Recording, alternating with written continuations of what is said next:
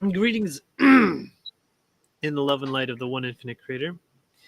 I'm Andre Zorgan, and I'm joined here with Fred, Benny, Robert, Adam, and we will be reading the August 11th, 2024 session. And It's the latter part of it, and it's on the nature of thought, cosmic reflection, and the journey of self. All right. So, thank you, Kuo. Can you speak to the nature of thought? Some thoughts feel like they come from us, others feel like we discovered them, or they came out of nowhere or from outside of ourselves. What can we uh, what we call thoughts seem like a tip of a much larger iceberg, most of which is hidden from our view. Can you explore this? Hold on. I think that there might be another question which we also missed. No, No. on, Oh, unless on the recording we've covered we the. covered the previous one? Okay. All right. Great. So, Robert, read it. Go ahead.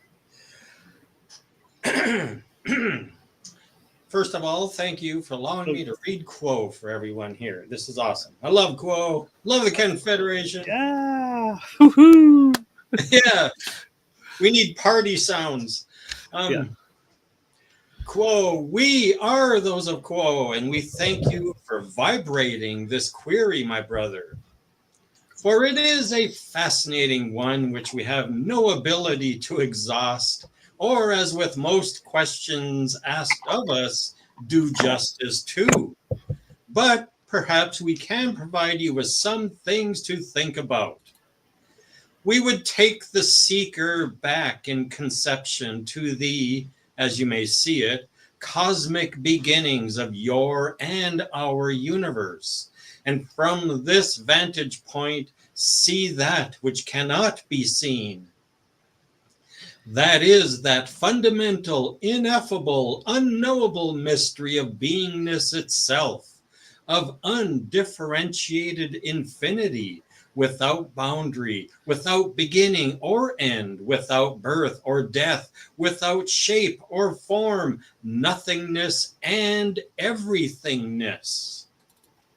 And from this primordial mystery emerges a thought, that being that this infinity can and will know itself through an act of will by distorting itself and commencing the great journey which you and we participate in, of investing itself into manyness. You and we and all things, my friends, are thoughts, you may say, within the mind of the Creator. You dwell within a universe that, though it seems to your instrumentation and senses to be one of material and a certain number of elements, is, in its deeper nature, also built of and by thought. That thought, in its fundamental focus, is love. This love, acting through free will, tapping the now potentiated intelligent infinity, is the seed thought. Each thought which passes through your awareness, seemingly far removed from these primordial beginnings, is a distortion and fragment and reflection of this original thought. It is derivative, but also infinitely novel and creative. You participate in this process of thought, its construction and its ability to build and shape worlds, and you chart your journey and reflect upon the Creator and the self through your thought processes as you may see them. As you may see these distortions of love, you may see thoughts as, on a small scale, thought forms. For while within the mind complex of a third density entity, thought seems to be ephemeral, abstract, and formless. In time-space, a thought has a shape, form, and distinction. It is a discrete fragment, you may say, of a larger whole, but is itself in your holographic reality that which also paradoxically contains the whole. Thought is reflective. It reflects an aspect of the creator within its limited mirror. It is the thought and the identification with thought and the exclusive reliance upon thought that creates the moonlit environment through which you in third density move. I would like to comment on that. Okay, sure. Yeah, that part where it said right there that creates the moonlit environment through which you in third density move. You know, Ra mentioned that. Yeah. Remember that where he talks about groping around in the moonlight? Mm-hmm. Yeah, that's just what I was gonna comment on. How Yeah, well, I think we've gone through a bit of it now. yeah, we have. Well, I know. Yeah, Yeah, just so we could reflect on what it was. So oh, yeah. so they talked about the original thought uh, from this primordial ministry emerges a thought, and that being, what was it? That being love. That being love. That's what I thought. That's what I thought it was. Oh, great. So Yeah, that thought in its fundamental focus is love. And then love acting through free will, tapping the now potentiated intelligent infinity is the seed of thought. So love acting through free will all of a sudden is potentiating the intelligent infinity and then tapping into it. So then you can get the multi thoughts coming out of that. That's what it sounds like it's saying.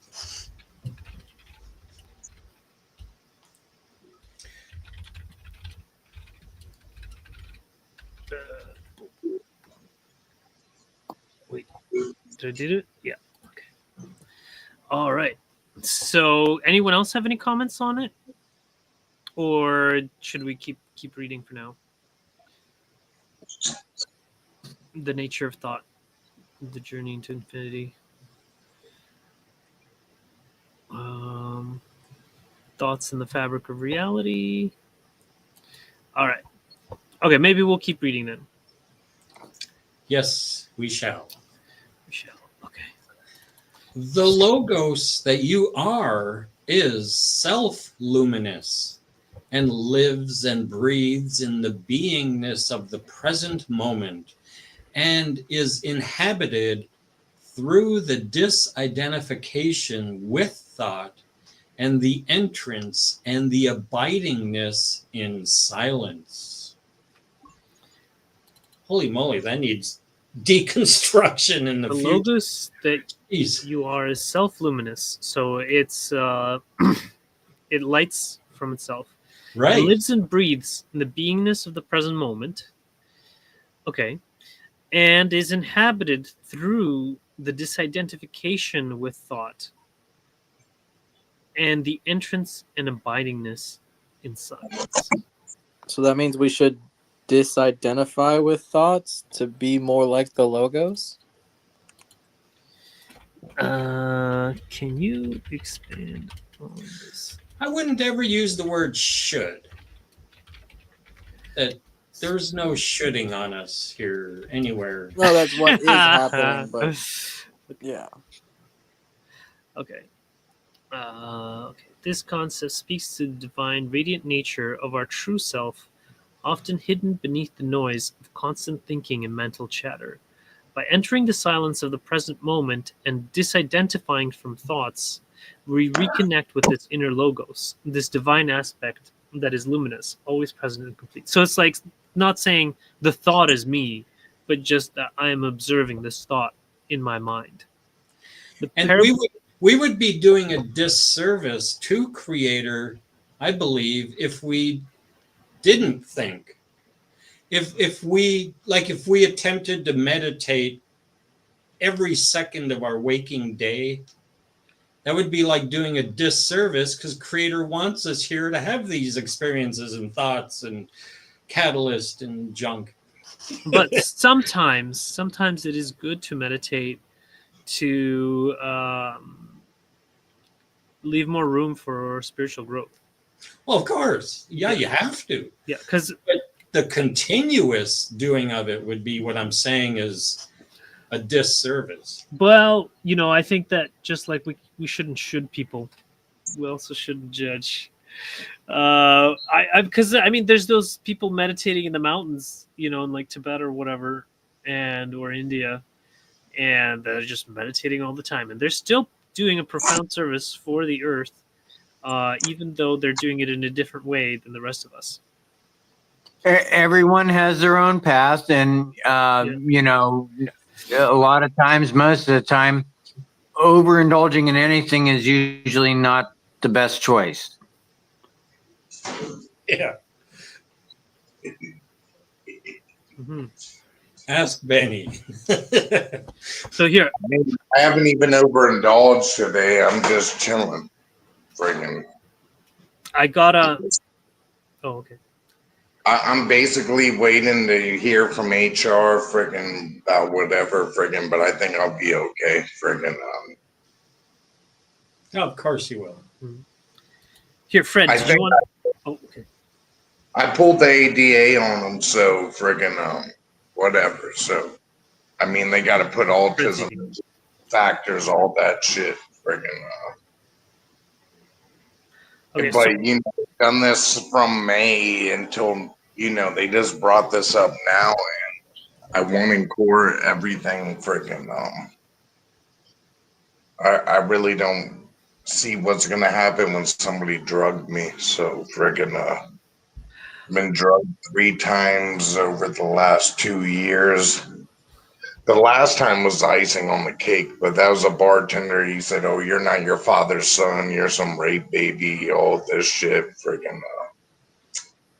So whatever I mean, you were happened. adopted. So Well, I was what difference does it adopted, make at that point? Well, there's a whole lot of horrible coincidences with me being adopted, and friggin' my grandfather was whatever in DC, friggin', and I have pictures of him with the same people that I know my birth mother that they fucked with. So, and then she tells me she was off 14th Street. So I asked all the guys that used to work for my father, no, do you know her? And they said, yeah. So she was telling me, she's smoking PCP. She was down here, about 2021 off New York Avenue, And it is what it is. I don't judge my birth mother, but since he's died, I'm sure it, caught a whole lot of flack about everything. But if I think about it, I think he's, done the right thing. Go ahead. Benny, do you want to read this? If you want me to, but Go I ahead. think I thought I'm we were doing looking. some sort of AI voice the other day. How'd you do that, Andre? Or Oh. was it that not this group? I think that was a different group. Oh. Yeah, I can't do an AI voice in this because the audio just goes directly to. Yeah, there's a really cool program out there. It's called something like 111 or something like that. It has over 1,500 voices in it, and they're improving it daily. And it reads, and you can have it read to you, and you choose the voices you want. I would love to get a text to speech app that works. I wanted to get Speechify, but it's expensive. But their AI still sucks. Like if you've ever listened to the Speechify AI, it's just like garbage. It doesn't sound like a real good one. But you notice a lot of videos you may be watching on like YouTube, Facebook, those reels, the short ones, a lot of that's AI voice, a lot of it. And it sounds natural right now. It almost, I hear the future toxic Bible, and it's almost like his voice, but that's because I met him in nails. But it's almost like on points. So, All right. Well, I guess I could read it. Once upon a time, in a small village nestled between two mountains, there lived a young seeker named Leora. From childhood, she had heard tales of the luminous lamp, a radiant source said to reside deep within every heart. It was said that this lamp was so brilliant that when seen clearly, it could illuminate all things, reveal all truths, and banish all fears. However, the lamp was often obscured by the smoke of constant thinking, worries, and desires. Leora longed to find her inner lamp, to witness its light and feel its warmth. She sought counsel from wise teachers who told her, "The lamp is already within you, shining brightly. But to see it, you must first let go of the smoke that clouds your vision. You must enter the silence of your heart." Determined to uncover this light, Leora set out on her quest. At first, she tried to quiet her mind by pushing away her thoughts, but they only returned stronger, like waves crashing against the shore. She grew frustrated, feeling further from her goal than ever. One evening, as she sat by a calm river, a gentle wind began to blow. She watched the ripples form on the water's surface, then gradually fade back into the stillness. In that moment, she realized that the river did not struggle to return to peace after each disturbance. It simply allowed the ripples to settle in its own time. Leora decided to mimic the river. Instead of battling her thoughts, she observed them gently, allowing each thought to rise and fall without attachment. Gradually, the waves of her mind grew calmer, and she entered a deep silence. In that stillness, something remarkable happened. She felt a soft glow from within. It wasn't a dramatic burst of light, but a quiet, steady presence, like a lamp that had always been there, waiting for her to notice. As she stayed in this state of being, free from identification with thoughts, the lamp grew brighter, filling her with peace and clarity. She realized that the lamp had always been luminous, always within her, but her attachment to thoughts had kept her from seeing it. From that day forward, whenever Leora felt lost in the noise of her mind, she remembered to return to the silence where her inner lamp would always guide her home. All right. Nice. I think that's a good summary of basically what we're trying to convey here, and that's the logos here. And I found and it. what does logos mean then? Like isn't like I'm thinking mana, but I know Ed and me have talked about this many times. So Yeah, okay. Well, I'm not sure. It's not mana per se. It's the light of God within you. yeah. So, Self-luminous. like through my whole adventure this year, like out of all my adventures, I've come to the realization, that God's only inside of us. There's no God out here in this third dimensional world. I think it might Well, come from connection to the heart. it's To within your everyone. yeah. But it depends if everybody pushes that out there. If you sit out here in this world, right, you're gonna be eaten up. You're gonna fucking just get eaten up. It doesn't matter what way you put it. Friggin' this world will eat you up, and you'll be Maybe in left. DC. Yeah. Well, Pretty calm where I'm at. Yeah, same That's here. because there has to be a love, wisdom, balance work there. That doesn't mean you can't be STO. Yeah, that's true too. Adam, did you raise your hand? fucking, Oh, so friggin', I don't have no problems in DC. I really don't have any problems in Maryland. But thinking through my life experiences, like through my lowest points, right? California, addiction, freaking everything, I was pushing something out into the world where it really didn't become anything. It might have became something at the first, right? But at the end of the day, it didn't become anything at all. Friggin', using negative polarities or whatever you want to call it. Friggin'. It becomes experience, and it becomes things that you incorporate into your beingness. That's creating. I would say that, and I'm a better person. I'm still not. I haven't done drugs in 6 years. Friggin', whatever. None of that matters. You're putting your own label on whatever it is. It's neutral until you label it. Well, I don't know what I label it as, but it's pretty much okay. When you decide to label something positive or negative, that's your decision. That's the energy that you're putting out.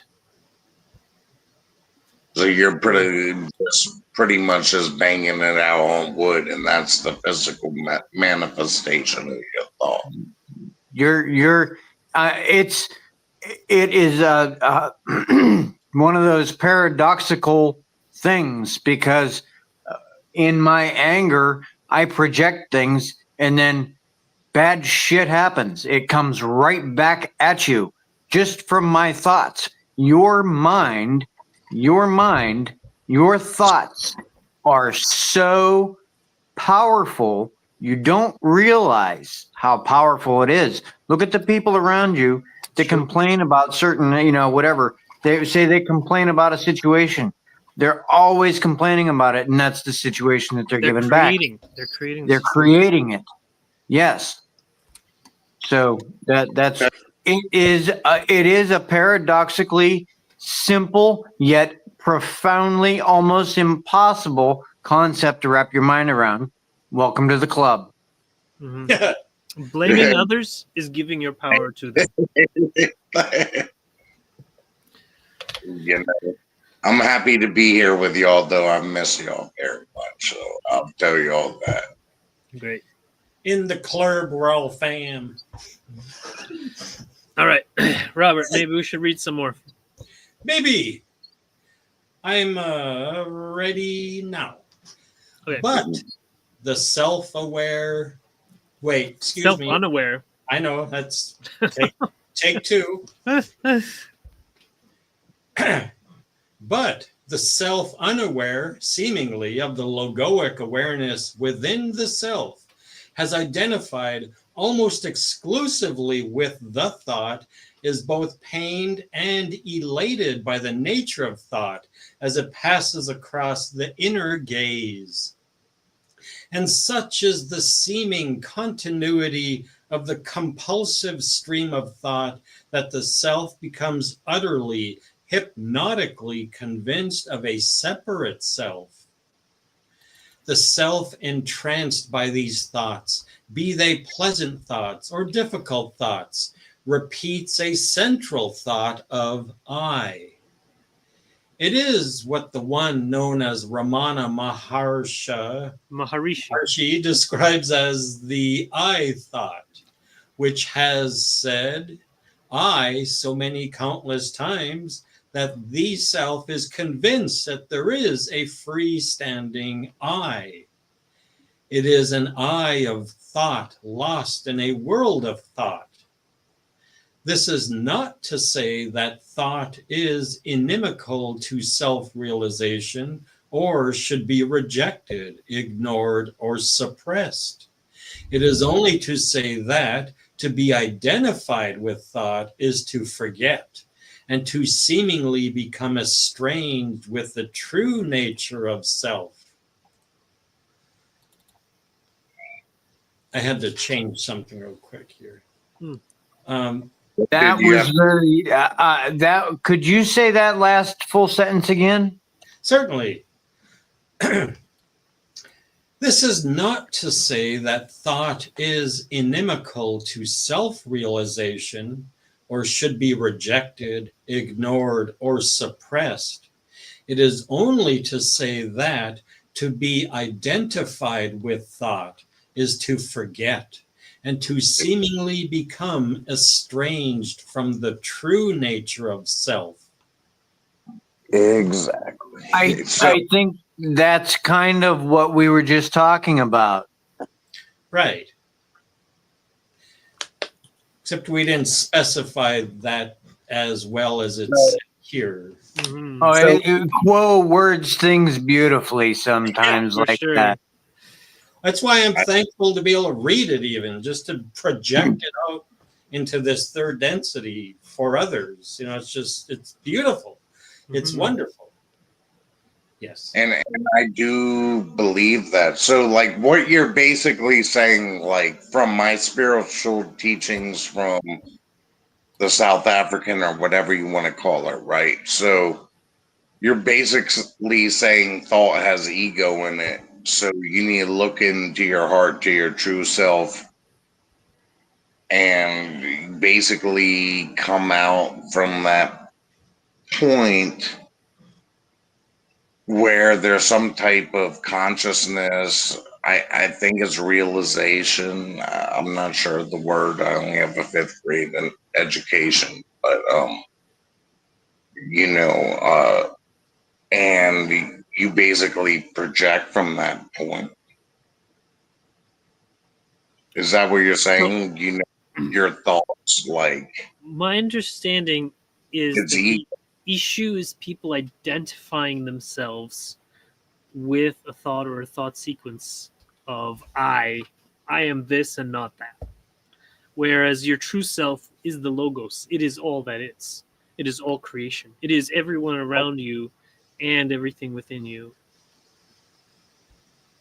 So it's charging you from the earth up into this consciousness realm from in yourself. I can see that in my head. I believe you when you say that.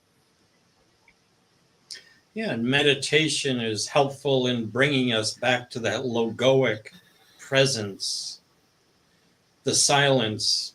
It's perceived as silence and stillness by this third density level we're in, even though it's everything.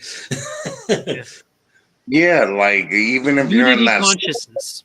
I think that's like, how y'all meditated and been in the stillness or silence. Like I really want to know this. Like I haven't come around much because I've been so busy. But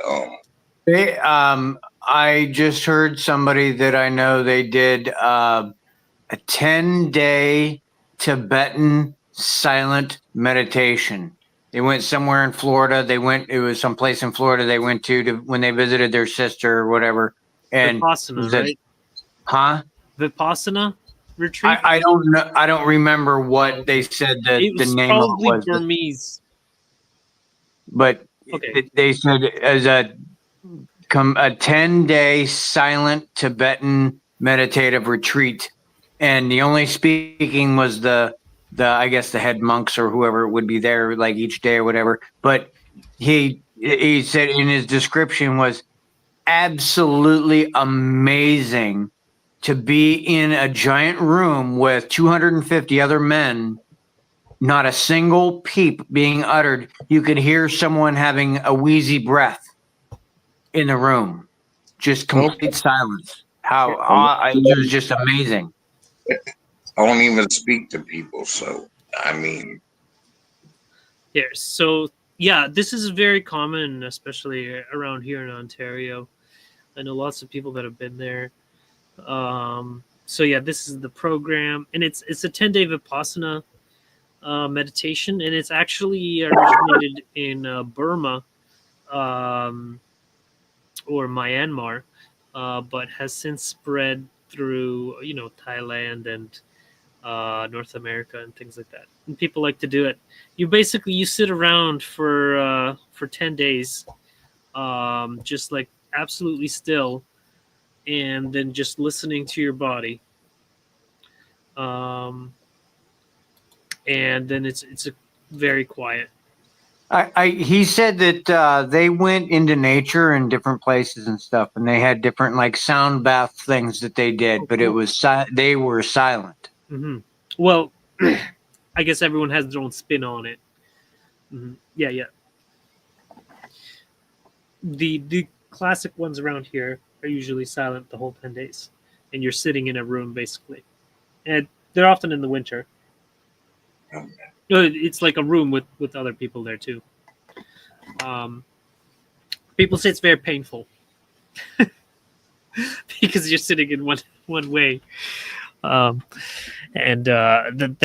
they say like after several days you get to a euphoric state where you're beyond the pain now, or something like this.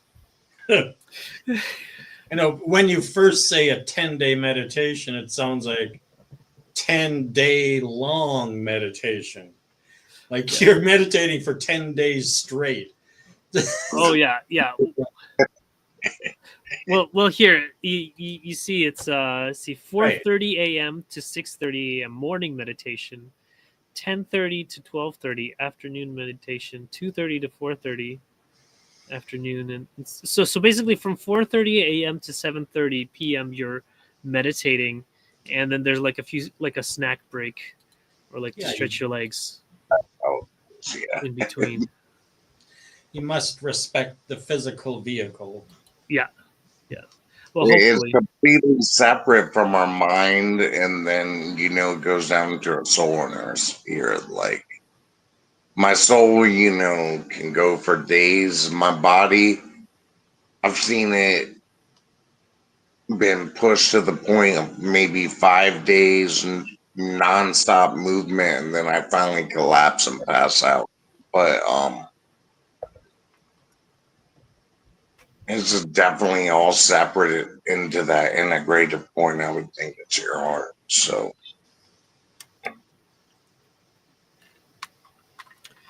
All right. So let's keep reading. Yes.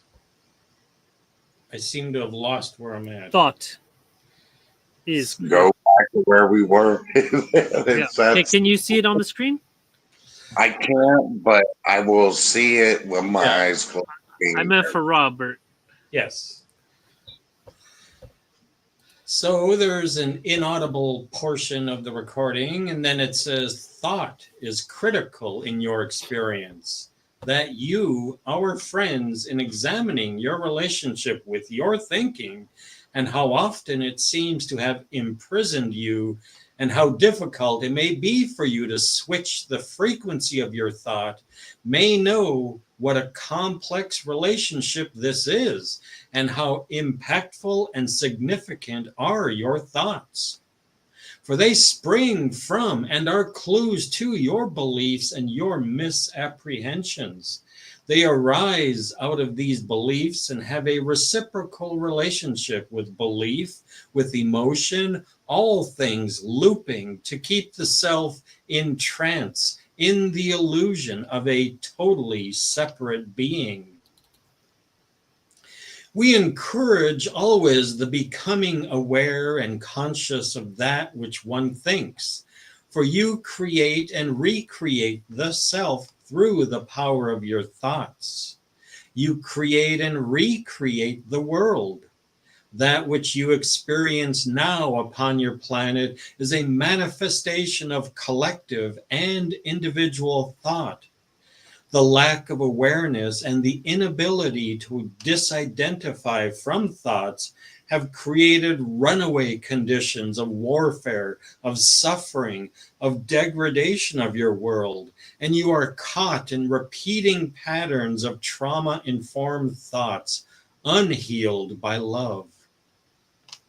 Wow. And as you become conscious and aware of your thoughts, you may learn to cultivate thought as you would carefully the garden, nurturing, supporting, encouraging that which is nourishing to the self and to the community. And carefully and respectfully guarding against or even removing that which is not nourishing, not through repression and control and means of force, but through acceptance and finding the balance within the self. Become aware of your thoughts, my friends, and see how and whether love is contained within your thoughts, or anger and bitterness and judgment. With your thoughts, you may create an inner heaven or inner hell. You may help to open the doors within to that paradise which you seek, or you may seemingly bolt the doors shut upon the darkness of misery and blindness without knowing where the light is that may lead you out of your inner mazes. To conclude, to speak to the other portion of your query, may say that you are at once vessels for thought which may not, in the relative sense, seem to originate with you, and you are that which may generate thought and contribute seemingly new thought to and within your being for your community. An idea or thought may be transferred among your group and shared, then colored and shaped in unique ways depending upon the unique energetic configurations of each individual, and discussed and expressed and evolved and made more resplendent, more beautiful a thought, just as all things may be more or less distorted, may seem to contain a clearer reflection of the Creator or a more distorted reflection of the Creator. We thank you for allowing us to share our thoughts on these interesting questions. And we now transfer our contact to the one known as Trisha. We are those known to you as Quo. Great. Trisha channeling. Hmm. She's so cute.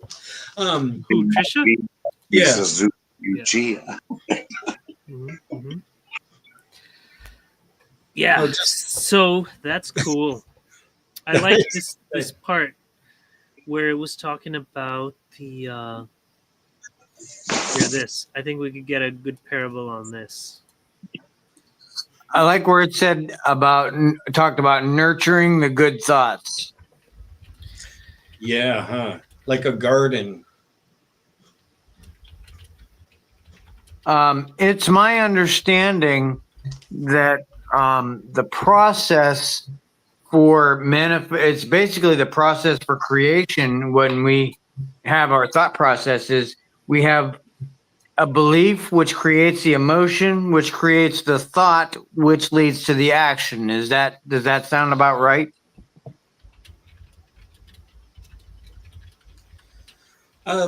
Belief to me is an implied previous idea, though, previous thought. It sounds like a looping. So yeah, it is. Yeah, that's a loop. It is creation, but it's not a novel creation. Maybe so it's sort of like looping on its own feedback of something it already has. But it was in explanation of how a negative belief can create a pattern of action that you have to understand how to disassemble, basically. Yeah, And that's how it was explained. And that linear process just seemed interesting to me. The way they put it was belief, core belief system first, then the emotion. So I would think the thought would come before the emotion, wouldn't you? Well, emotion is energy in motion, and thought is a form in time space, and in space time it's formless, and it's without the energy to move is how I look at it. Emotion would be like the energy to help move the thought. Okay. That's my opinion, because I like when people say emotion, energy in motion, emotion. It's energy in motion, because emotion is so powerful. We know that. I mean, it can destroy things. It seems like emotion is the reason for every war on this planet, and it help the thoughts they are motivated by those emotions. They're given the energy to live out their destructive lives. Perfect segue. Perfect segue. Okay, I'm going to read the parable now. The Parable of Two Kingdoms, a tale of thought and conflict. Once upon a time, in a land of vast plains and towering mountains, there were two neighboring kingdoms, the kingdom of the sun and the kingdom of the moon. For many generations, these two realms lived in peace, each basking in its own beauty and prosperity. The kingdom of the sun was known for its bright golden fields and warm-hearted people, while the kingdom of the moon was celebrated for its cool silver lakes and the people's wisdom. However, over time, something began to change. The rulers of both kingdoms grew suspicious of one another. The king of the sun believed that the moon people coveted his golden fields, and the queen of the moon feared the sun people desired her silver lakes. These fears were not based on any direct threat or experience, but on whispers, assumptions, and old stories told by the elders long forgotten by reason.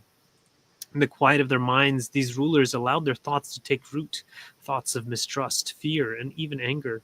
The more they pondered the dark thoughts, the more they believed them to be true.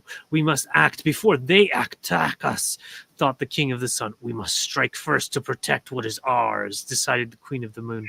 Their minds, now clouded with these suspicions, no longer saw their neighbors as fellow rulers, but as threats.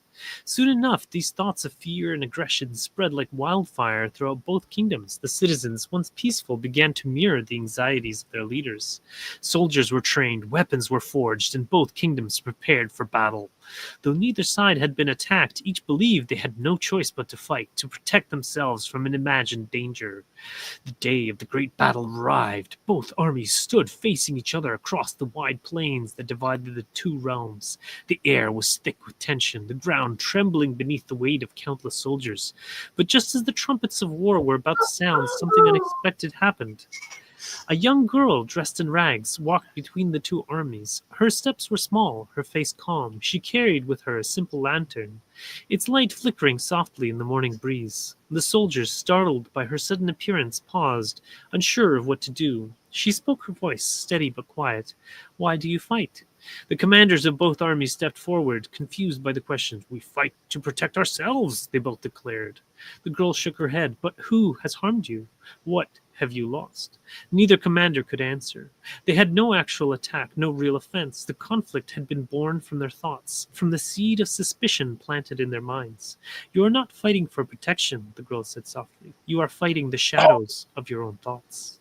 She raised her lantern, and in its light, the leaders of both armies saw a different reality. They saw the kingdom of the sun's golden fields still flourished untouched.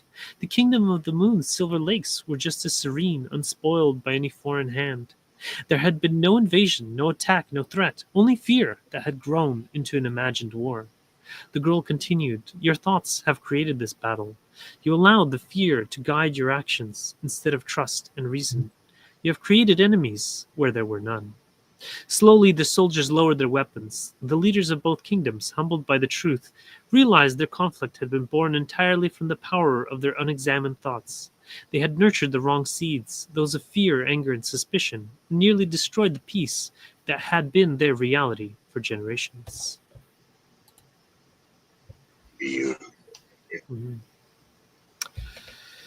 So, yeah, I think that is just so much of conflict in the world. If you read, you know, uh,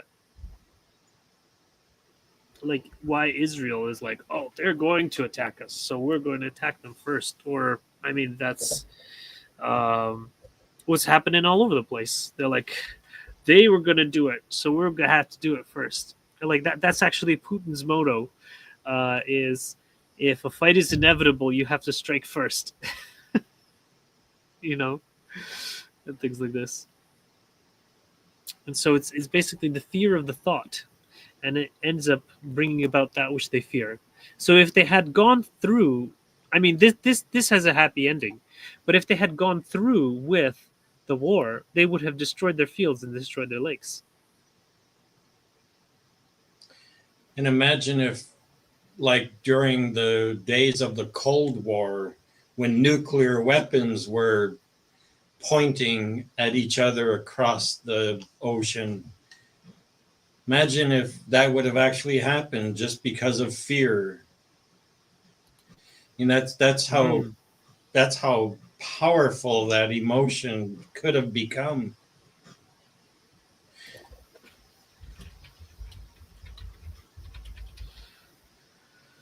Yeah.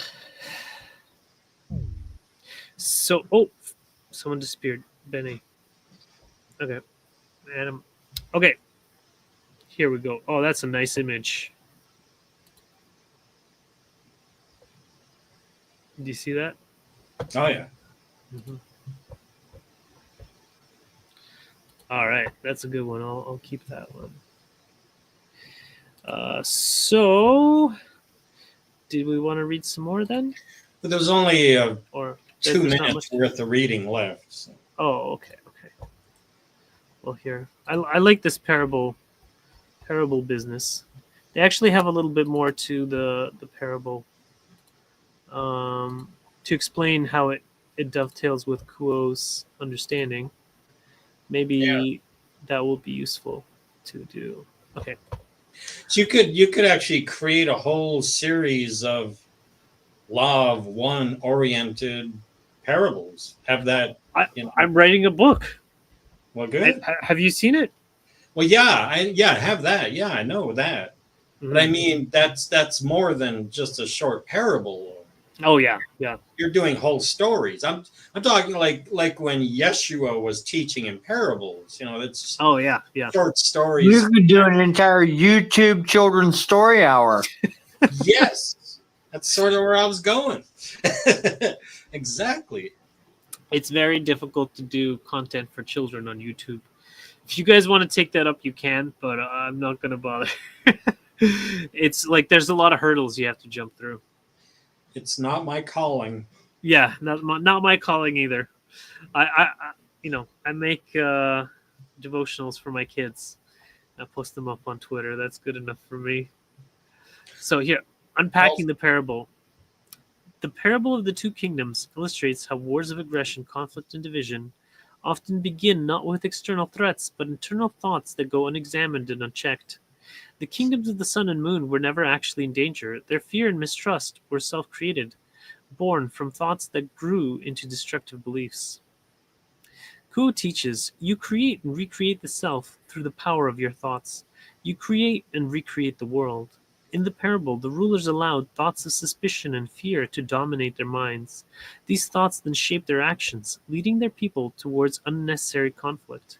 In the real world, the same dynamics often plays out. Thoughts of fear and mistrust between individuals, groups, or nations escalate into actual conflict. Kuo also reminds us that the lack of awareness and an inability to disidentify from thoughts has created runaway conditions of warfare, suffering, and degradation. When we do not question our own thoughts, we risk creating unnecessary pain and chaos, both for ourselves and for others. This is how entire societies and nations can become trapped in cycles of war and aggression, driven by unhealed thought patterns rooted in trauma, fear, and misunderstanding. The power of awareness. The girl in the parable represents the power of awareness, the ability to step back and see the thoughts for what they are, constructs of the mind, not necessarily reflections of reality. She helps both kingdoms see their fears were unfounded, that their conflict was self-created. This moment of awakening, of becoming aware of one's own thoughts, is a crucial step in breaking the cycle of conflict and returning to peace. Who encourages, become conscious and aware of your thoughts, carefully cultivating those that are nourishing. By becoming mindful of the thoughts we entertain, whether they are thoughts of fear or love, separation or unity, we choose to create a world that reflects the highest good, rather than perpetuating cycles of violence and separation. Cultivating thought like a garden. The parable also reflects Kuo's advice to treat thoughts like seeds in a garden. Just as the rulers of the two kingdoms unknowingly nurtured seeds of fear and aggression, we too must be mindful of the thoughts we cultivate. Some thoughts, like seeds of love and compassion, grow into beautiful and nourishing plants. Others, like seeds of fear and anger, grow into weeds that choke out harmony and peace. We must learn, as Kuo said, to nurture, support, and encourage that which is nourishing to the self and the community, and to carefully and respectfully guard against or even remove that which is not nourishing.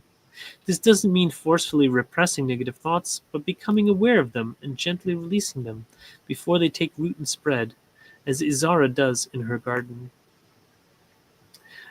Key points for seekers. Thoughts shape reality. Examine the roots of fear. Cultivate peaceful thoughts. Recognize collective responsibility. All right. Can I say something real quick? Go ahead.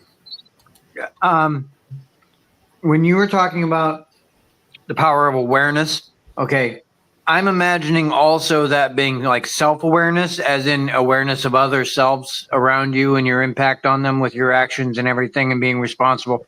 Now, how do you balance incorporating the yielding to versus the disagreeing with authority while being as self-aware as possible? How do you balance that? So you recognize the divine within each of you, and you do not just mindlessly submit, uh, but rather you see them as an equal. And if it seems like it resonates with you and it's a good idea, then you go along with it. And if not, then you say, hey, that doesn't sound like a great idea. And that's the inner feeling I'm getting, and possibly the reasons for it.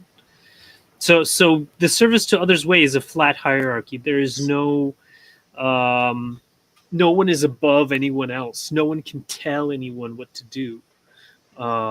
You can say what you feel is best. Whether or not anyone else goes with it is up to them. That would be the service to others view of authority. And just like Kuo says, we may be a few steps ahead of you, but anything that doesn't resonate with you, just forget about it. Yeah. Mhm. And so we're best served in our relationships with others that if someone doesn't want to take our advice, that's fine. They got free will. We respect that. Right. Yeah. And we have to within ourselves cultivate not having expectations. Mm-hmm. You can't really expect others to listen to you or take your advice. All we can do is plant a seed and see if it grows.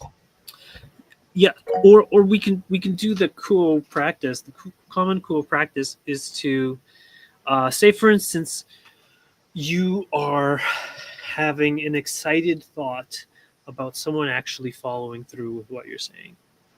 Then you should follow that up with them not doing, yeah, having the thoughts of them not doing what you're saying, and being okay with both of them. You know what I mean? And so that way you give them maximum free will when you actually ask them. But that's balance. The balancing act is Exactly. Well, we're called to balance all of these things, and how it usually is it will balance itself. And if you want to give it the best chance, then you should pre-balance. Because if you're heavily invested into it and you're like, no, this has to be the way, this has to be the way, then it's not going to go that way. It's going to go the other way. Because it's educational that way. Yeah, good point. What happens if you never even put anything into it and friggin' they try to make something go some way? I'm not gonna put names or anything, but you're living in one of the wealthiest neighborhoods. They, not the storefronts, not the people that know you, but there's other people that come and just say, hey, you're not one of us. You're not blood related. You're a convert. You're adopted. You're not blood related to your father. Yeah. What do you say to that? What do you do about that? We just have to forgive, love, and accept them unconditionally. That's I what I already do. did. I know. That's whole. I never cared. Friggin', I just picked up and moved to DC, and it had nothing to do about whatever I did. This past year, it was just something they felt always, and friggin'. Yeah. I grew up in a Jewish neighborhood too. I got the same thing. You're not Jewish. You're never going to be Jewish. Doesn't matter if you convert. You weren't born Jewish. That's how they are. But Yep. I got Jews up in Monsey or whatever. We'll just call it that even supported me in court, saying I am a real Jew because I'm one of the chosen ones. Freaking, and you know, I, I don't know what to say about that, but shit gets popping between us. I mean, it definitely turns ugly. It's hard to even feel into your true self, freaking, Well, because I'm here now where everybody loves me, So yeah. Well, I just find like Christianity is more wholesome, and it's much more inclusive. As long as you have a personal relationship with Christ, you're a Christian. You know, it, and that's all you need. And if you're willing to forgive, love, and be kind to others, you're a Christian. It's good enough. Just following Jesus' commandments, and no one's gonna complain about who your mother or who your father is or anything like that. All of that, or even what you did before. You know, you could have been a slave master. You could have been, who knows, whatever your history is. It is all washed clean, by Jesus, and yeah, you I you hear are free. that. I got all the right people on my side, but at the same time, I mean, holy crap! Like I'm like now in hindsight, I've seen why he only kept me with me and he even let me out inside of the world because he knew people were gonna act crazy. But how is that even his fault? Like he died holding my hand. So it's just almost like, what do you want me to do to you? Like I think freaking, I think and I let go of that. And I look into my true self, and I know these people are all about to die in the next 10, 15 years, and I'll have a normal life. But Yeah, I think your father just wanted you to have a good, happy life. I think so too. I mean, it wasn't always happy between me and him, but the last words I ever told him, I was holding his hand. He was sitting on a chair. Uh, I told him I love you, and before that, he was telling me, don't tell me you love me, all because I can cut out that shit because I've been with you every day for 34 years or whatever. Freaking, and then it's almost like he threw me into this mess because he knew I would navigate everything. Like we'll have a talk in our own little group, after, but I'm not supposed to be talking about it because I get thrown through a window. But Well, and the military even told me that to my face, but I don't care about saying that on there. You ain't got no points or places, but they did. Um, Judaism is a very difficult religion, and there's a reason why only like less than 0.5% of the people on the planet believe in it. It's a very tough. It's very harsh. It's very cruel, and it is, but like our temple, like the one my dad built, my family gave all the money to, they're like us, like, right? Dyed hair, you got lesbians there, you got gays there, you got people like, reform. Well, yes. it's I all mean, one. everyone And has their we'll own leave it at contribution. that. Finish up your group. I'm gonna listen, but I'm gonna fucking go take care of some shit. All right, all right. We love you, Benny. I love you. All right. So here, let's finish the session for now, and then we'll open it up to cool questions. Yes. Mhm. Quo, we are those of Quo, and we are again with this instrument. My friends, we sincerely appreciate this experience and this opportunity to connect with each and every one of you in this gathering. We cannot begin to fully express how inspired and appreciative we are to have witnessed the connections made over the course of what you call days. What you have generated here in this small community is beautiful and divine and bursts with light in ways that can be seen throughout the universe. We thank you for this chance to touch upon this group, to be a part of your group, to speak to your queries. And we hope that what we have shared has been of some aid to you and your seeking. Know that we only share as fellow travelers on this journey, and know that we are always at your side. Imagine us, hands holding hands, stride along stride, as you walk this path. At any time, you may call upon us for support, and know that we are with you. Know always that the Creator is on your side, the Creator that created everything, the Creator that is you. You are never alone, my friends. Experiences such as this can be referenced at any time within your heart. Just look deeply at the love that is within you, and you may recall this divine connection and the truth of all that there is. At this time, we shall take our leave of this group with immense thanksgiving and gratitude. We leave you in the love and the light of the one infinite Creator. Adonai, my friends, Adonai Vasu Baragas.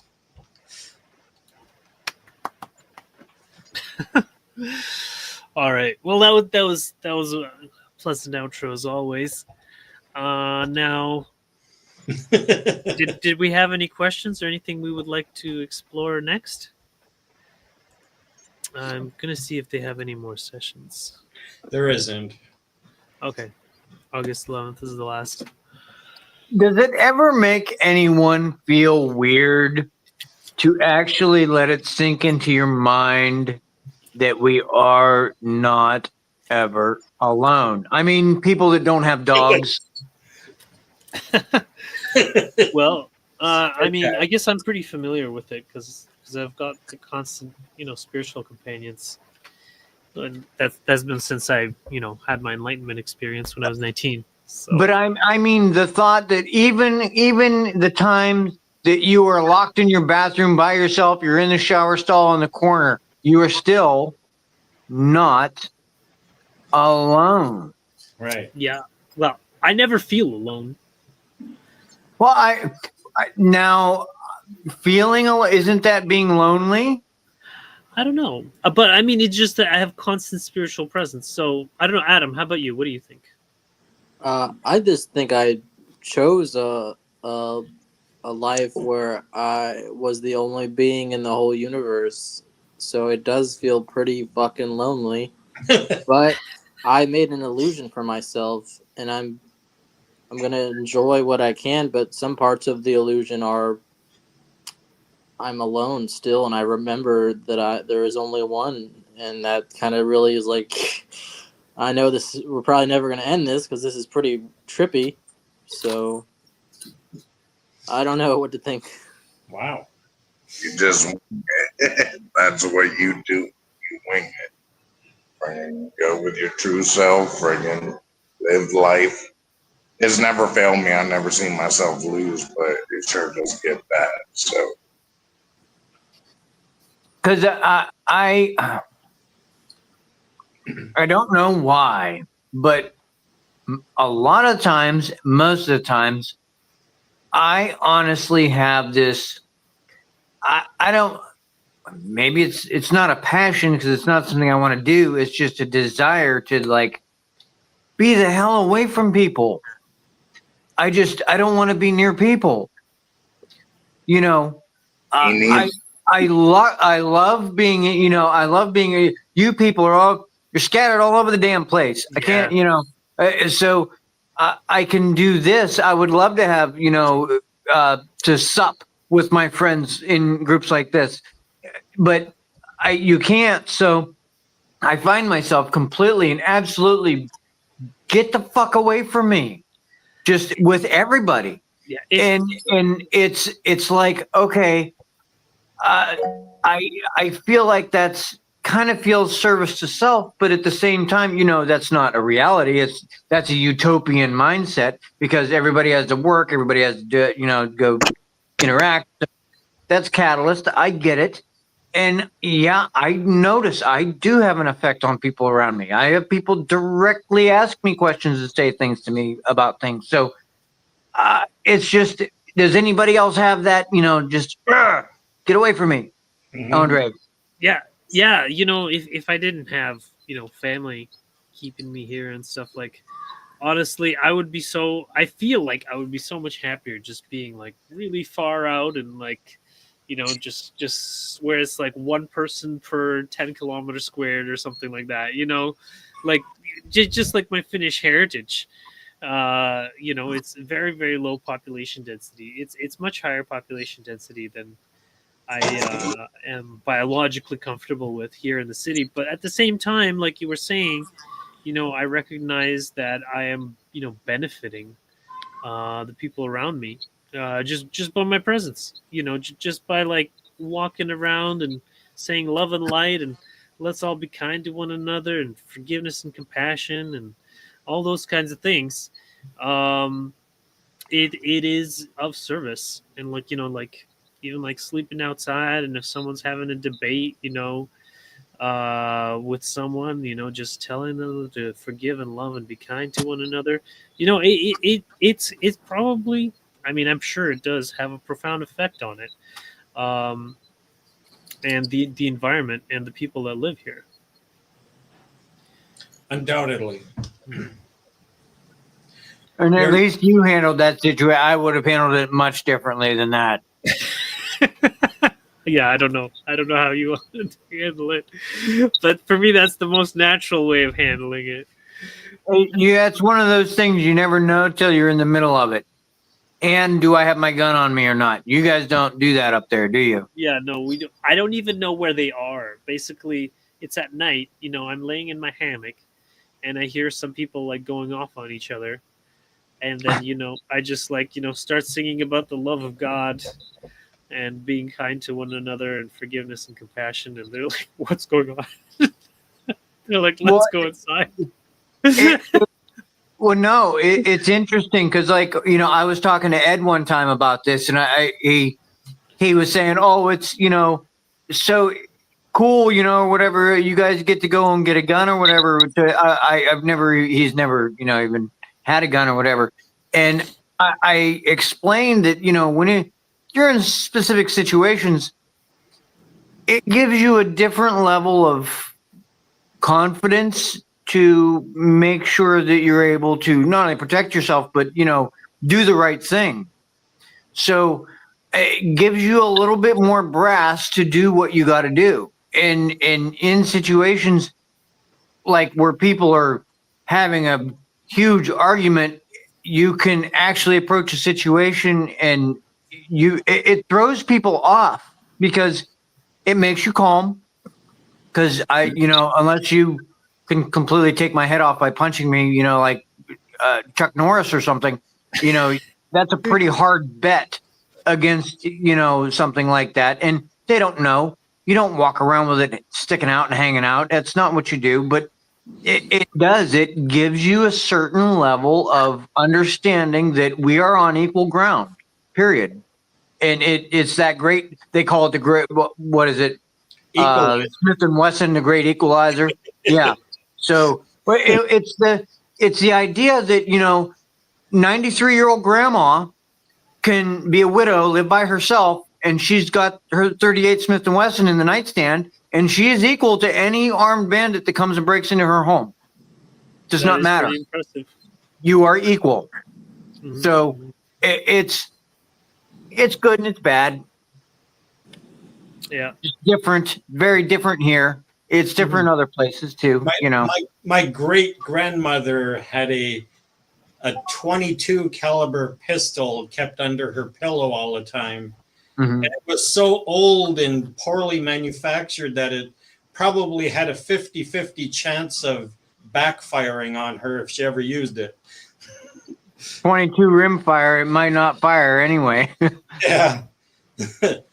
But no, the great equalizer. I don't want to go into great detail. We're being recorded too. So, but I want to say I was in a situation once in Minneapolis, and it was night, and I was cornered in a doorway. Two people had me cornered, and my left hand stayed in my pocket the whole time, my jacket pocket, while I gestured and stuff with my right hand. And they knew that my left hand was never visible, and they knew something was going on with that hand. So being here in the US where there's guns and stuff, even just that is a signal to others that we don't know what's going on here. We should be more careful. So And that ties back into the lesson, the original, the one thing we were talking about, the nation, that parable Andre read earlier with the nations going up against each other. yeah. There's that question: why is your hand in your pocket? Yeah. What's in your pocket? Oh, I don't know. I ain't been in that pocket all day. Yeah. Oh, okay. So you can. That's the same idea. Yeah. So I got a query here, which is somewhat relevant. If someone owns a gun, would it attract situations of conflict where having to use the gun becomes more likely? All right, Robert, did you want to read the answer? Sure, that sounds fun. I am Quo and am aware of your query, my sister. We find once again that this is a query which does not have a generally applicable response that would be helpful to every person. To those who have the greatest of faith in the wellness and unity and purpose of all things happening as they should, whether that is someone breaking into the house or someone wounding you by a gun, then it would be well to have that faith and exercise it. However, for most entities at this time in the third density illusion, the vibrations of frustration and anger, separation and confusion are such that it is a type of existence that requires some conscientious application of logic. Thus, we would suggest for most entities, it would be well to exercise the caution in each area where you feel there is the potential for a difficulty and intrusion in one manner or another within your mind, body, spirit complex.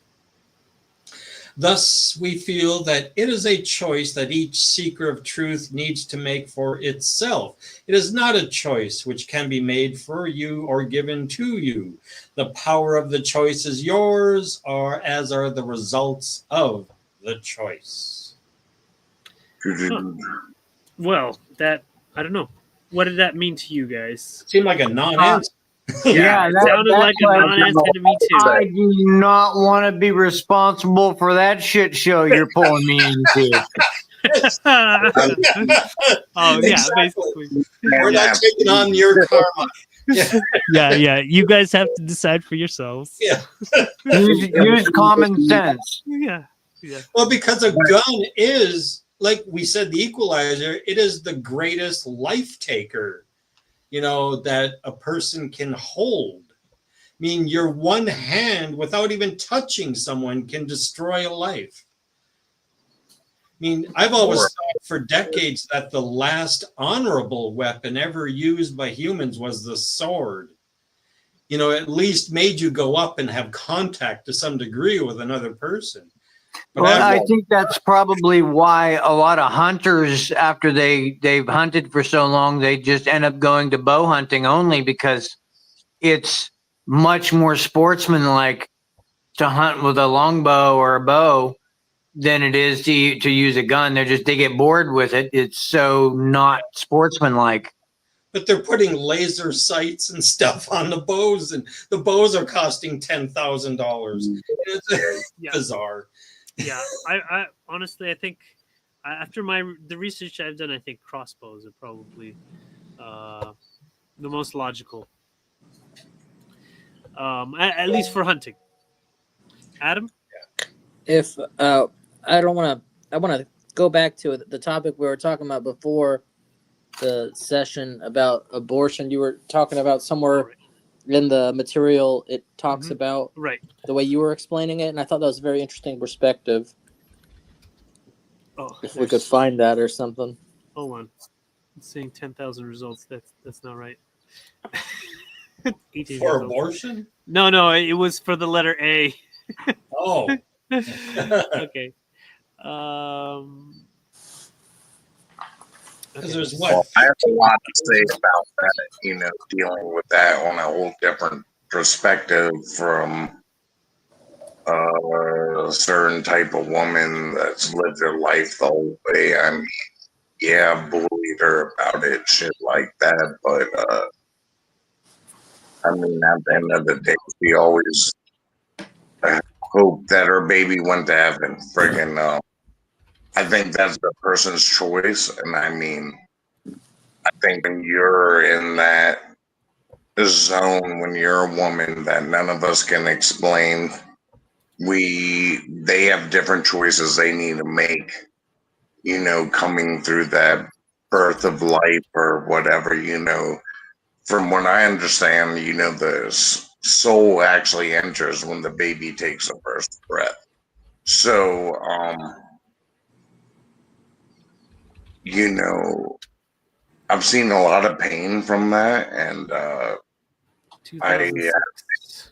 regrets from the things I've said to this person, even if they might have deserved it by the way they were acting. But I really do think that might be a woman's choice. I mean, we might be given a part of the soul, but they're given the body. So, I mean, I'm So gonna just let that go there. who are you Yeah. voting for then, if that's the case? I'm voting for Trump, but I was voting for RFK, but that doesn't mean that I don't agree on Trump on many Agree on different levels, opportunities. like the economy and shit like that. So Friggin', you and can I'm in disagree Washington. on abortion but still vote for him. Here. Okay, we got it. I found it. So, would like to know: does abortion incur the need for karmic reparations for the mother or father? Robert, or does someone else want to read it? Oh, Robert left. He went to the bathroom real quick. Okay, I guess I'll start. I could read it. But You want to read it? Okay. Yeah, we are those of Quo and are aware of your query, Query. my brother. There is no answer to this query, my brother, and we are aware that it is very tender subject. Certainly in this instrument's heart, as well as many others. However, each entity creates an agreement with the mother. If the mother is considering abortion, then it is well for that mother to sit in meditation until it feels beyond a shadow of a doubt. Yeah. Subject speaking, that it has Subjectively. made, subjectively speaking, that has made contact with that being and that it's knocking at the door for the opportunity to incarnate. Some entities are perfectly willing to move on and find other opportunity. Other entities have a great desire to be born to this person and be placed into incarnation in just this way, like me. Therefore, each case must be decided on its own merits by the woman involved and by no other source. Only that woman can make contact with that soul that is asking for incarnation and asking for permission to pass up the opportunity. An entity who's attempting to incarnate does not want to cause its mother difficulty. Therefore, if a mother can take the time to communicate with that child, that is to be what she did. It is entirely possible that there's no karma necessary to experience as a result of choosing to abort when circumstances are not opportune. The child understands as well as the mother. However, it is well to go through this period of inquiry and communion with the child and have a very deep and profound discussion as to whether or not that child is happy to have another opportunity with the same parent but at a later time, or with a family altogether. Yes. May we answer you, my brother? And let somebody go on from there. That's good enough for me. Maybe Robert. I think. Cool. Thank you, Benjamin. Mhm. All right. So, Adam, does that answer your question? Yeah, so to me, I guess that's what you were saying before. If the woman doesn't contemplate in meditation and ask for this child to truly be aborted and saying, I don't want this, and that if that did happen, the child would self-abort and they would not need to go get an abortion, right? Yes. That's my understanding. But yeah, here it says basically that it's based on the agreement that the mother has with the child, and no one else is privy to this agreement. But yeah, I think there was one about here. Hold on, miscarriage. No, they don't. They don't mention it. Hold on. Let me see if I can get one that's specific to what you were saying. Yeah. Is there a quote that? What do you think about the topic, Robert? Well, that's that reading. It just sounded like it's reminding us there is no right or wrong. There is no good or There we evil. go. The concept of abortion is acceptable in cases where the mother and the incoming soul, the infant, are in communication. And if the mother can explain to it even that it is not an opportune time for me to have a baby, I just can't do this right now. And if she is able to commune with that incoming infant in her womb, that this is not a good time, and it understands that. It Here. could be, and so abortion is perfectly acceptable. But what about abortion medicine, though? Like, wouldn't that mean that, like, everyone should have sex and just be really safe about it? And then if they have a baby, they communicate, but maybe abortion medicine is just bypassing that meditation with the mother talking to the child, Well, that's I want you to keep in mind that when they're answering the question like that, it seems to be like since they said that circumstances vary so widely, you're talking about an idyllic, utopic situation. So with every single thing going correct, probably wouldn't be in the situation anyway, but things happen. So in a completely ideal scenario where that mother is spiritually grounded and has her heart chakra open to do things like that, that's a possible avenue. But if you're talking about somebody who's not anywhere near that, then any variable problems can go, into that isn't part of the equation. So that I creates don't know how karma else to then? word it. So Huh? it creates karma for people that don't like meditate on having the abortion. They didn't say that though. It said it could, but it can also Okay. no. But here, I found the paragraph that. Here, Robert, did you want to read this paragraph? Oh, gladly, thank you. Now, there are guards put against childbirth for some. This is due to their having come to this plane for other reasons. These entities will not have children, but will not have the decision of abortion either. If an entity which has come here only for a spiritual path conceives, the child is simply spontaneously aborted, as the body's consciousness already knows that the mission of this particular entity does not include the luxury of loving a child, but rather the entity must face the fact that that work to which he gives his love and labor is his child. All right, thank you. So there you go. So what do they say anything about like troublesome pregnancy and miscarriages specifically? There's not, the word miscarriage is not found in the context. What's another word for miscarriage, though?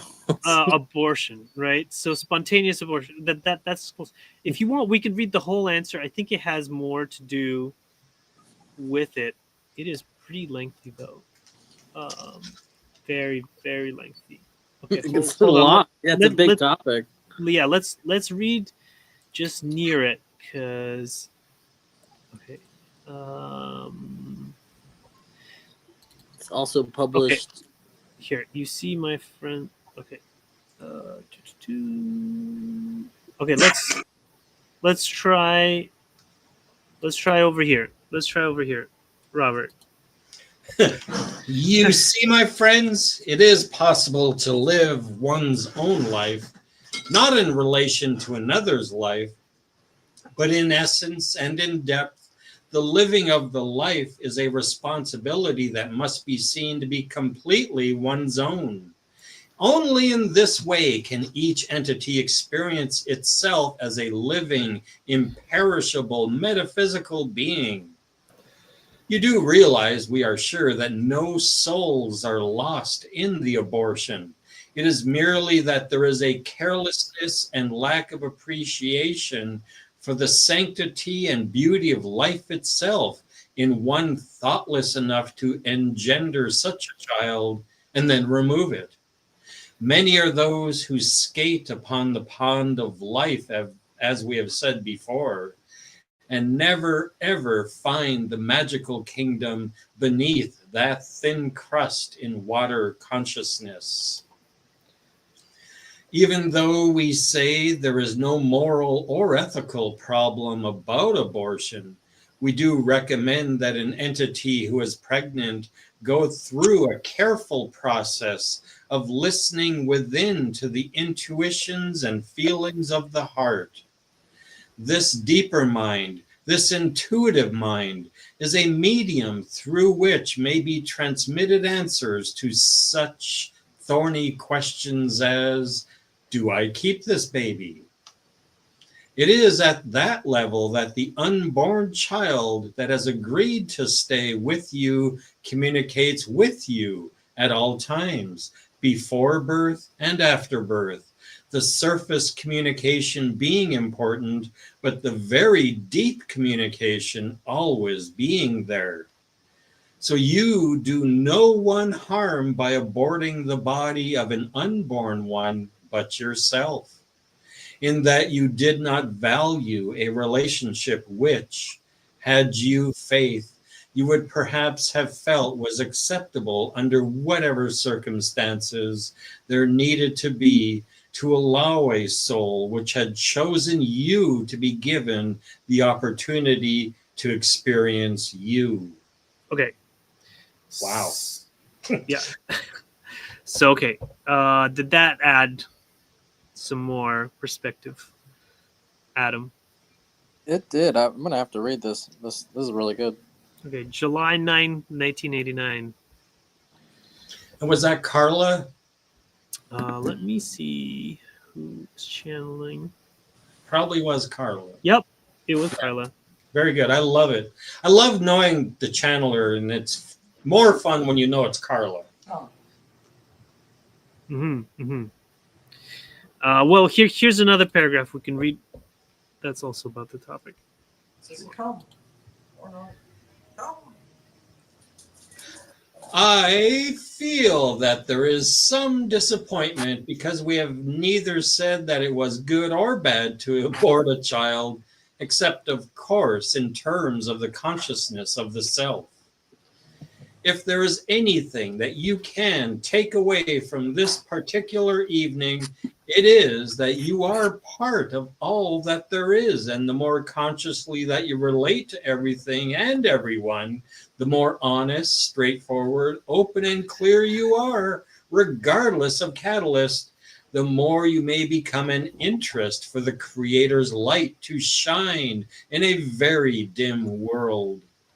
You cannot do this of your own human self. Therefore, we ask you to go into meditation at least once a day for however long you can, placing yourself in the presence of eternity and the eternal one who is creator of all.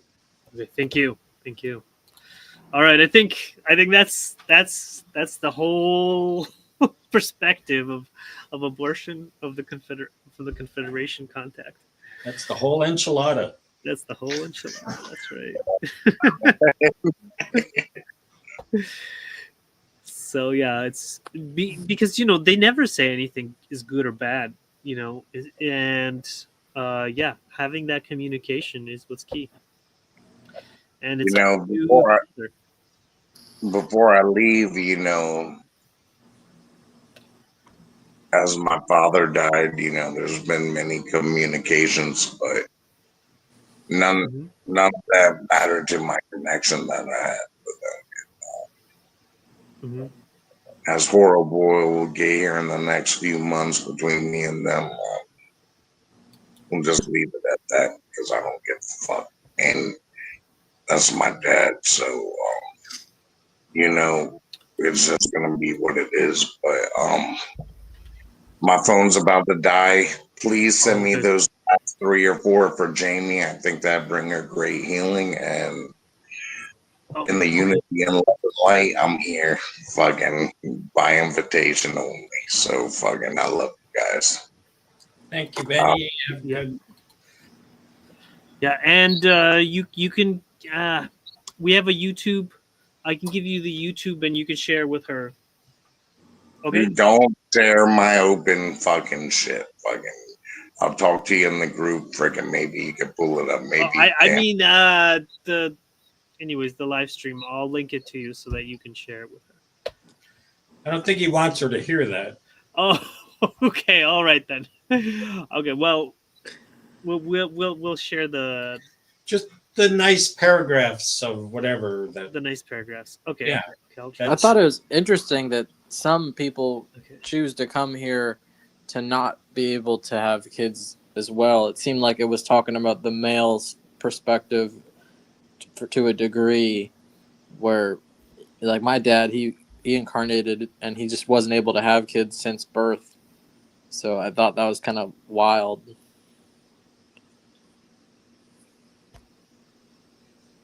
Yeah. So, and apparently that's on purpose. But some people also, are not here to have children.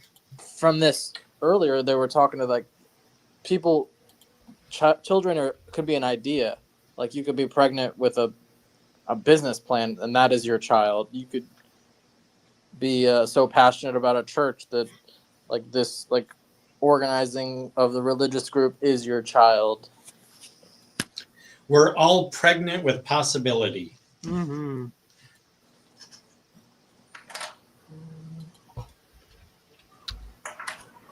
All right, there it is. I pasted it. Okay, so we have 5 minutes. Any last requests? So they specifically said that only the mother can communicate with that child's spirit to make the agreement be known. No one else, not even the father. That's specifically what they said. Exactly. Wow. Mm-hmm. That's interesting. So nobody can do any switchy witchy witchcraft and do something to your baby. Your baby's automatically protected then.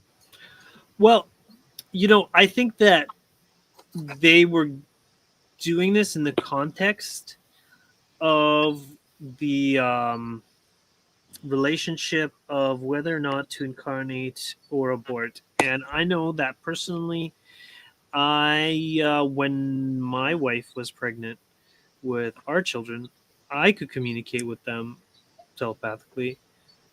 So, I mean, you can communicate with them to some extent, but I think that this particular decision is between the woman and the child. Well, You know what I'm I saying? don't know. It seemed to me like it sounded like maybe the mother could be affected by something, but not really the baby. Well, yeah. I mean, certainly, there is. We can have our faith that the child is protected. Let's say that. Personally, though, I would lean towards the cautious end of things and simply not announce pregnancy on public media or things like this Yeah. because you don't want all that attention from all Well, of those strangers. I know someone who their mother was mentally ill, like severely mentally ill. She has something called Munchausen by proxy, which is where you try to poison your child to get attention and all that. Oh my gosh, that's terrible. And when she got pregnant, which would be with her mother's grandchild, um, she had to actually hide her address and hide everything, where she was living because the mother was announcing to the other people in the family, since she was out of the insane asylum where she was at, that she needed to get this grandchild because she knew in a vision that the baby was possessed with a demon in her womb, Gosh. and she wanted to smother her. Oh my gosh, that's scary. And you know what the police did about it? What? Nothing. Nothing? There's Oh nothing my, they can do. oh my gosh. In No crime is America, committed. America's a crazy place. You know, here in Canada, that is a threat of bodily harm, and she would end up in jail. Yeah. The police say if she shows up, call us, but Yeah. she's not supposed to know where you live, so Okay. Yeah. Well, that is a good thing too. Yeah. Oh man. but yeah, they're out there. I would like to invite our two other participants to maybe speak or show themselves if they wish. We have Observer and DW on board here. If either of you would care to say something or show us yourself, we'd appreciate that. It's true. I know who they are. Wow. I thought Ashley was gonna be here. I know. Yeah, she said she was going to be here. It's disappointing Ashley's not here. Apologize for the anonymity. I came here due to Mr. Zvorgan's invitation. That's what Oh, is this Observer your said. Paramedic And friend? DW is his friend. Yes, exactly. Observer Wow. is my paramedic friend Chris. It took some warming up. It's okay. Andre makes me uncomfortable too sometimes. I'd admit to being anonymous if I knew him. Just kidding. I love Andre. You're awesome, dude. Well, thanks. All right then. So Observer has a question. Go ahead. Good. What's your question? Before we close up. Tappity tappity tap tap tap. Yes. Because I was just about to close the meeting. Do you know How if do you you know? found? How do you know if you found true love? It's a loaded question. It's like you got to ask a different question. No, it's What is okay. love We to you? we could look it up in the contact. Don't worry. That sounds like a trap, not a question. Coming from a divorced guy. Yes. And it depends on if you're talking about a four-legged tail wagger or a two-legged tail shaker. Or drugs. If it gives you the feeling of true passion, I would say that's how you would know, no matter what it is you're talking about loving, whether it's something you're doing, something you're enjoying, or someone you're being around. Here. Include the relevant quotes and citations. Here. Okay. I got all references of the words true love in the contact, and I'm feeding it through ChatGPT. So, true love involves seeing the deeper essence within You share your someone. screen? Oh, is it not sharing? Not sharing. You're not seeing it? Not seeing. Oh, hold on. I must be in the wrong window. Hold on a second, guys. Thank you for telling me. An observer said it was not meant to be a trap, Fred.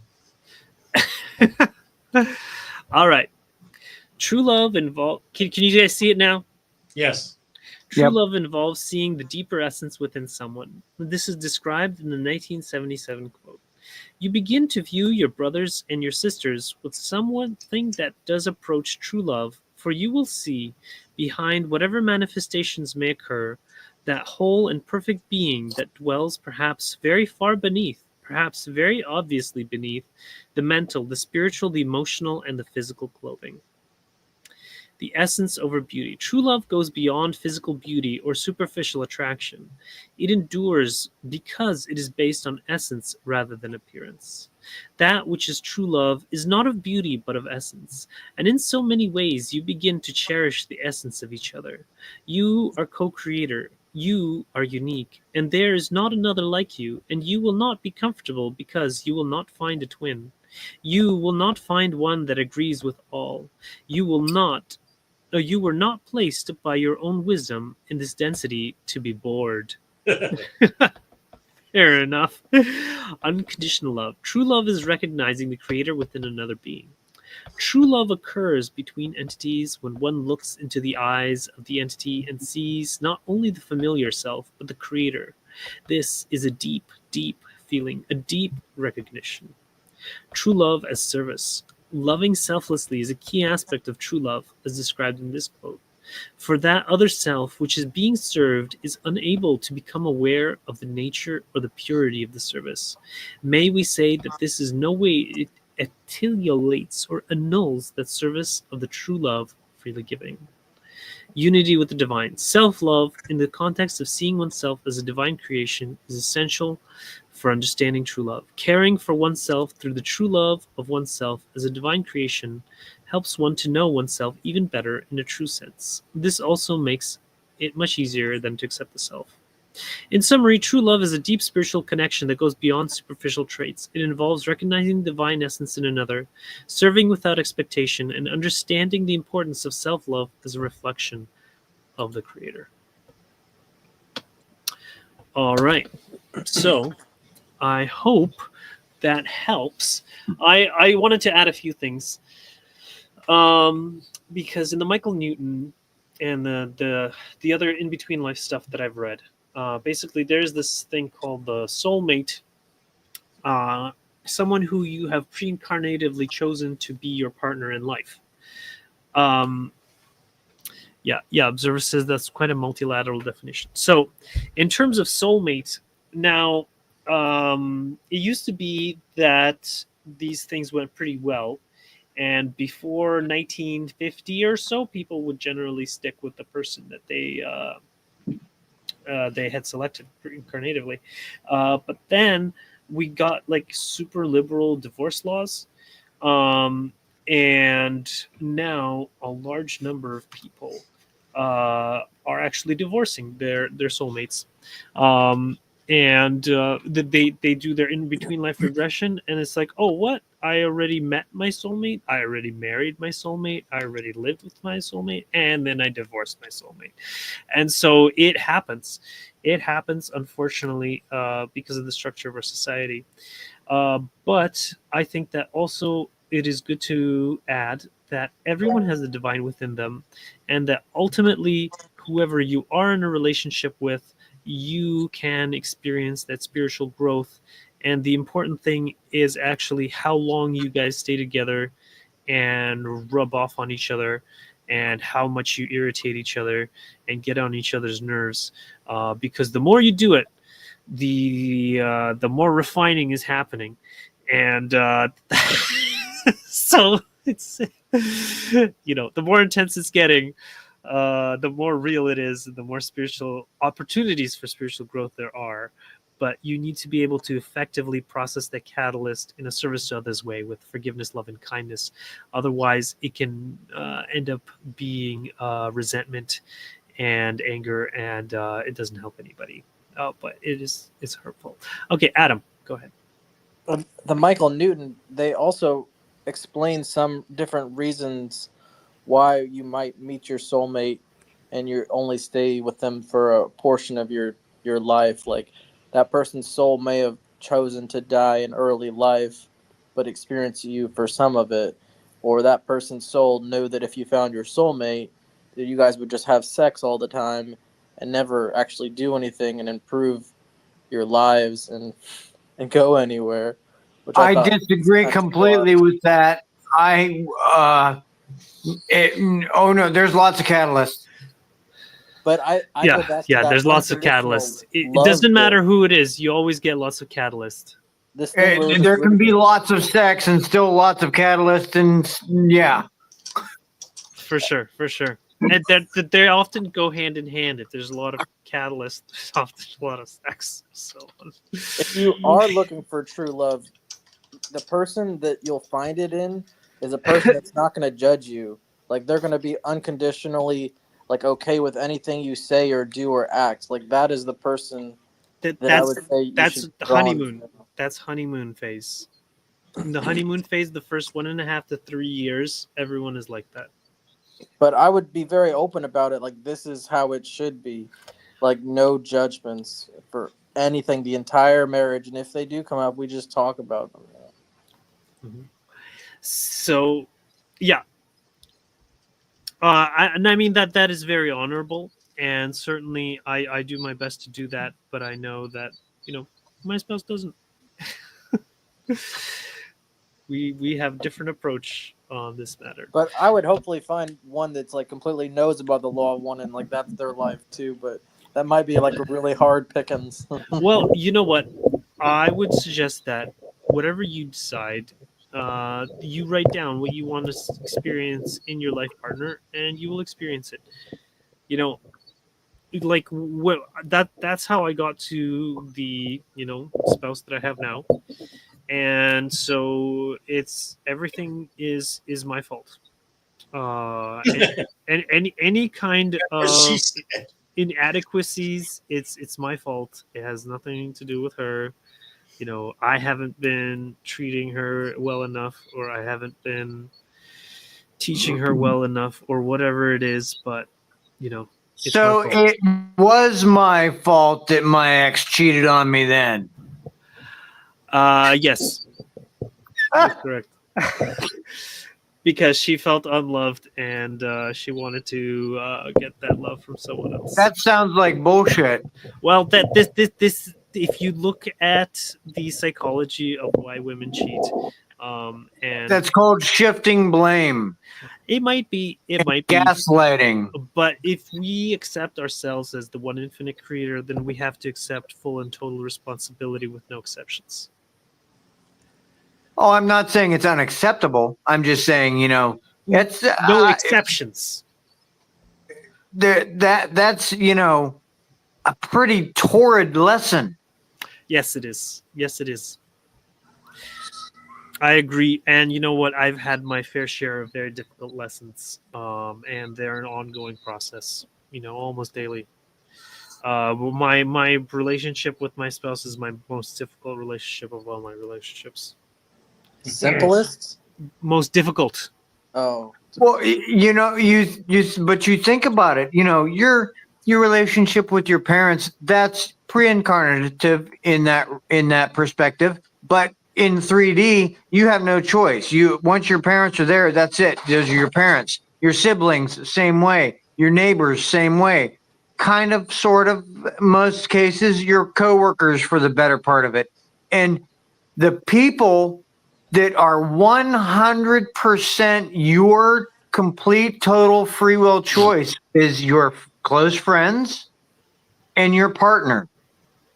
Those people are actually the most important people that you surround yourself with because it is 100% voluntary. And they're going to be sometimes catalytic. And it's an ongoing thing. Yep. Mhm. This day and age, we're all on the internet. It's like I feel like no one wants to talk to nobody, but maybe that's just how I feel, and it's all me. I'm just tired of talking to the wrong people and nobody even giving a shit what I have to say because they don't understand it anyway. That Right. is very common. And you know what? That's one thing that I can say is a blessing is that my wife can actually understand what I'm saying, Yeah. which is a very small minority of the population. Well, yeah, I go to work and I literally, and it's not on because I'm trying to be, hermit or whatever, but I literally most everywhere I've worked my whole life, I'll eat lunch by myself because I don't want to talk about football. I don't want to talk about girls. I don't want to talk about hunting. I don't want to talk about trucks. I don't want to talk about TV shows. I don't want to talk about gambling. I don't want to talk about what MMA fight or NASCAR race. I just what I don't want to talk about any of that stuff. None of it interests me. Yeah. There's one. And Jesus. most of it's negative. Yeah. They start, you start the one guy in there in the lunchroom that wants to talk nothing but politics. Oh God. Oh, I just walk out of the room. I don't even want to know. I don't want to hear it. It's just too much. So I would rather most of the time I just eat lunch by myself or one person sit and talk to or whatever. And I like talking about politics, but I think that the essential thing is remembering that everything is catalyst. Everything is neutral catalyst, and that if you're polarizing service to others, to just forgive, love, and accept everything with just like a nonchalant, like a bulldozer, like just going at it like a bulldozer. Like I just love that. And it's just like nothing will stand in the way of me forgiving, loving, and being kind to absolutely everyone in the situation that arises. Excellent advice. Wow. Yeah. And it just like rips it all to like little pieces. It's like all those arguments, all those negativities, and it's just like infuse everything with forgiveness, love, and kindness. And it's just for some people it's very frustrating. but I love it. And then Observer had some other questions. I know DW is still here, so maybe he'll tell him about reincarnations. Does anyone other than myself, because he already knows about my remember their past lives? Mm. Do you remember yours, Fred?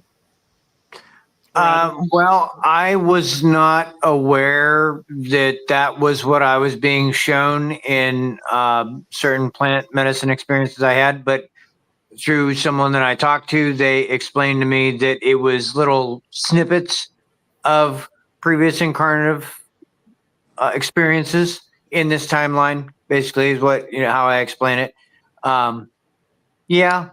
Two specific ones. Strange, but cool. Robert, have you had any? I haven't really explored it. I have an interest, but not a very strong interest. I'm appreciating more of just the here and now. I'm okay with that. I have, like when I started reading one of the books by Alice A. Bailey called A Treatise on Cosmic Fire. It was written in 1925. When I started reading that, I had an instant vision of me before 1930 or so, sitting in a chair next to a window reading that book because it was brand new at that time. It was fresh. So I had that as one image. And I did one meditation at once, just as an experiment on past life regression, just a meditation by myself. And I was given an image that looked a lot like Joan of Arc, but it was hundreds of years before her. It was a young girl dressed in chainmail and going through some sort of religious experience. Wow. That's really the only two I've had. And then I had a somewhat psychic girlfriend once who was telling me that I must have died in World War II because of the pains I've had in my back and stuff like that. Huh. I think it was the person who was reading that book next to the chair that actually died in World War II. Oh, I see. Yeah. Interesting. Anyway, that's just two of them I remembered. Adam, how about you? I've had one in particular where I was like living in medieval times. I was like I wouldn't say king or anything, but I was like a king's son, like really rich and well off. And I was born into this family, and I didn't want all this money because I had made friends with the peasants and wanted to just travel and take some money. But like if you lived there, you just had to, you couldn't leave with money. You just had to leave.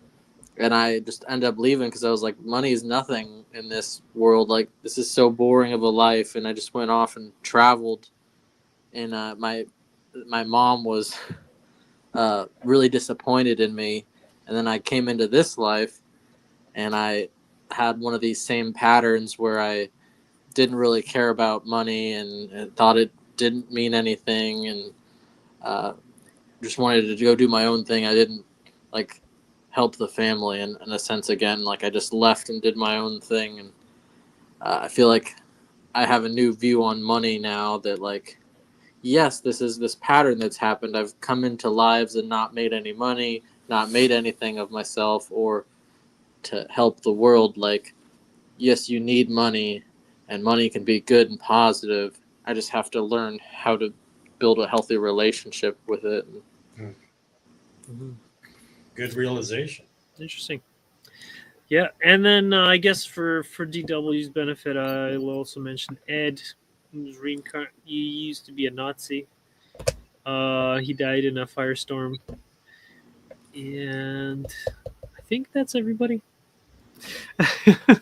Yeah, both of mine were deaths. When I saw how I died, the one time I was a little girl and I drowned by a pier. I remember like grabbing onto the pier, trying to pull myself up, and it was very terrible. And the other one, I don't know what happened, but I was between two steel ships' hulls in the water.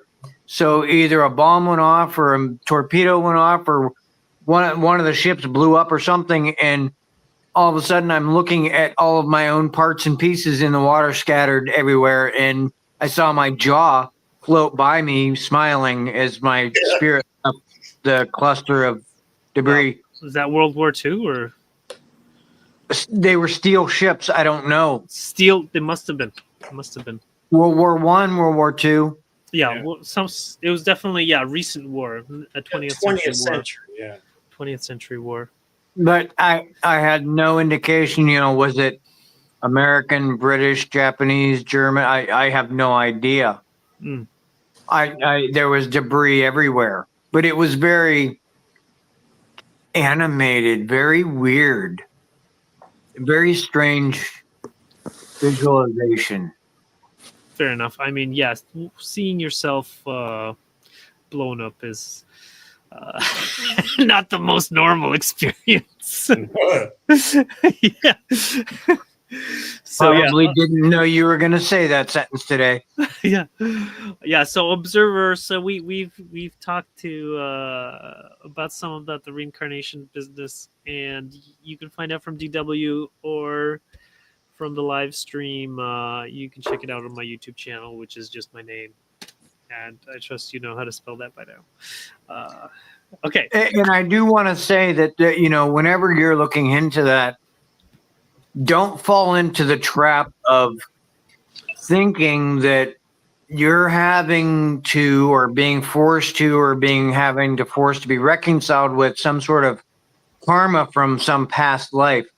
Our choices in each life reflect something back to our higher self that the creator needs to experience. So when you have an incarnation, there is no time. We're coming from a place of no time. So our highest self doesn't experience the construct of time. So all of this linear time frame of, past life, current life, future life, it all happens at one time anyway. So all experience is the same experience. The now is the only now right now, and it's the only now that's ever going to be. So that's, in other words, don't let it play negative thoughts and put fear into your mind, thinking that you have to pay a debt because of something that you saw that you thought resonated with a past life. Does that make sense? Yeah.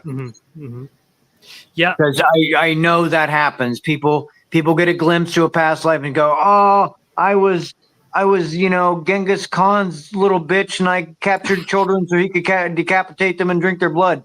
Okay, well, that's just a thing that you saw that may or may not have been a past life experience that's in your timeline that resonates with something you had to learn to reflect back to creator. That doesn't mean that you're an evil person and you're paying off karma and you are supposed to suffer.